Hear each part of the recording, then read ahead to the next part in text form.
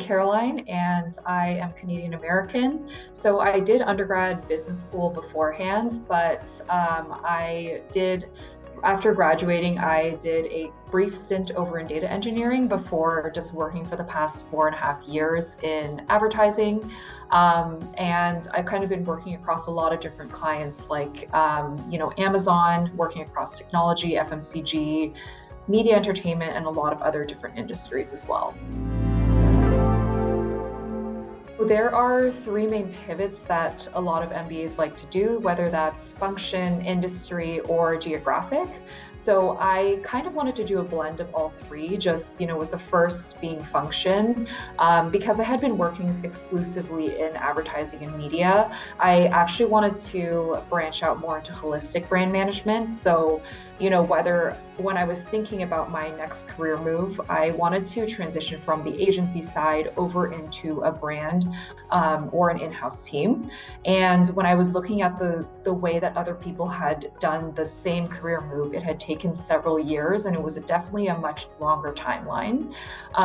And also when I was looking at the kinds of jobs that I was interested in, just in particular, maybe it was in the US and Canada that I was looking, but a lot of them, they had master's preferred or MBA preferred. So I felt like it was a natural step to take the MBA. And for the industry, I wanted to transition into a sector that had a more tangible product that you can see on the shelves, so you can really be able to see people interact with the products that you are actually marketing or that you are actually creating from like a development standpoint. And then I think from a geography standpoint, I had lived in Europe before, so I really liked the lifestyle and the work culture there, so I wanted to go back. What I really liked was specifically the smaller size of the program, because when I think of a smaller cohort, you usually have a lot of closer bonds within your cohort. It feels like a family, and that sentiment was really echoed in a lot of my conversations with HEC alumni. And also just from an administration perspective or a professor perspective, I really wanted that individualized attention. And I think the other side of that is, we were close enough to Paris, but not necessarily being in Paris, because I think, it's very easy when you have such a big city like Paris to disappear into the city versus being able to make those stronger bonds on an actual campus. And I think when you think about HEC, you have these really strong connections within France for a lot of the industries that I was open to at that time. So it was FMCG, it was luxury, and also just across the board, the HEC name and the alumni network within Europe is really strong. So everybody is kind of like a big family. So, when it comes to meeting people from all different walks of life or different personalities, you become friends with a lot of people that you wouldn't necessarily expect to be friends with from a first glance. And I think that campus environment really helps to do that, because you have your campus and you're not necessarily escaping into the city. And I think there are just when you think of a day-to-day experience, we have a bar on campus called the Wonder Bar, and we have the MBAs take over that bar on Wonder Bar Wednesdays. So every Wednesday, we're able to just go out, de-stress from classes or just have a drink with people. There are a lot of sports on campus, so I'm thinking there's CrossFit, there's actually the equestrian sport as well. There's climbing, just basically any sport that you could think of. And then most people would be occupying their time usually with these sports, going to dinner parties with other people in their cohort or going to club events. And in addition to that, we have the shuttle, so you're able to just take the shuttle to Paris kind of whenever, after classes or just during the weekends, and that's a pretty common activity as well.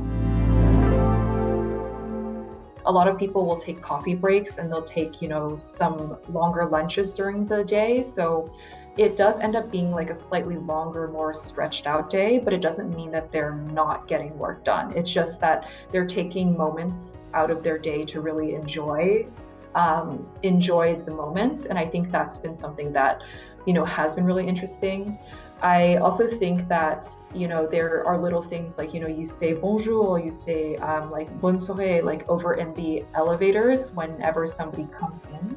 So that's something that, when you're in an elevator, in the US or Canada, you just try to be you don't really talk to them. You just sit in the elevator in silence, for example. So that's been like some smaller cultural differences that I've noticed. There's a culture in the US, just at least what I've noticed living in California and in New York, of, living to work. Whereas I think very much I believe in the opposite philosophy about working to live and, being able to enjoy hobbies outside of work. So I really noticed that in the culture, like whether it's been cafe culture in France or in the Netherlands, there's a really big biking culture as well. So I think that's kind of what I was thinking about when I was thinking about that European versus the North American difference. I think the most challenging part was in the beginning because, inherently the MBA is a very social program. So if you are more on the introverted side, it can be pretty overwhelming because of the many social activities that you're going to be thrown in from day one. So I think for HEC, for example, it was an entire month of, saying, oh, hi, what's your name? Like, oh, where are you from? And a lot of questions like that. And, you're constantly just every single night, there was always an event. Every single day, there was always a meetup or like going out.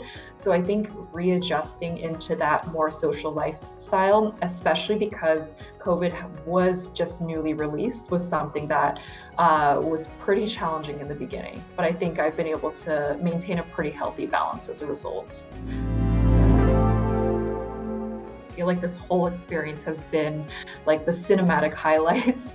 Integration weekend over at the Chateau, because that was really the moment when you really started to get to know your cohorts. We did things like a scavenger hunt. We had a lot of activities during the day, like visiting a chateau nearby and, having a little bit of a party at the very end. That was super interesting to be able to finally meet people and stay over in a place and experience more French culture that way. And I think the second highlight, I would have to say, happened pretty recently. It's MBAT. So I think for people who don't really know what that is, that's the MBA tournament. And it's a sports tournament just across Europe. But there were about 17 schools that attended from Asia, from Europe, and then also from the US that all came by just to compete in all these sports like rowing, dodgeball, volleyball, just everything. And I think it was really cool to see the energy of the campus and all of these people just coming together. It's first, do your research. I think, I spent maybe 2 or 3 years really seriously considering my MBA experience. I visited the campus. I talked to 10 to 15 people per school. It was just, maybe I went overboard, but I knew almost everything kind of coming in. And even then there were small surprises. Like I knew about French bureaucracy, that would be the second one, but I had no idea that, about like a lot of different forms and things like that. And then I think the third one, if you're trying to go to HEC, if you're trying to go to France, it is really helpful to at least have a basic understanding of the native language. Even just saying bonjour, bonsoir, things like that are still really helpful to navigate daily life. Yeah, so I came into the program just saying, oh, I want to work in FMCG. I had no idea about the luxury industry, as we were talking about previously. But I actually really fell in love.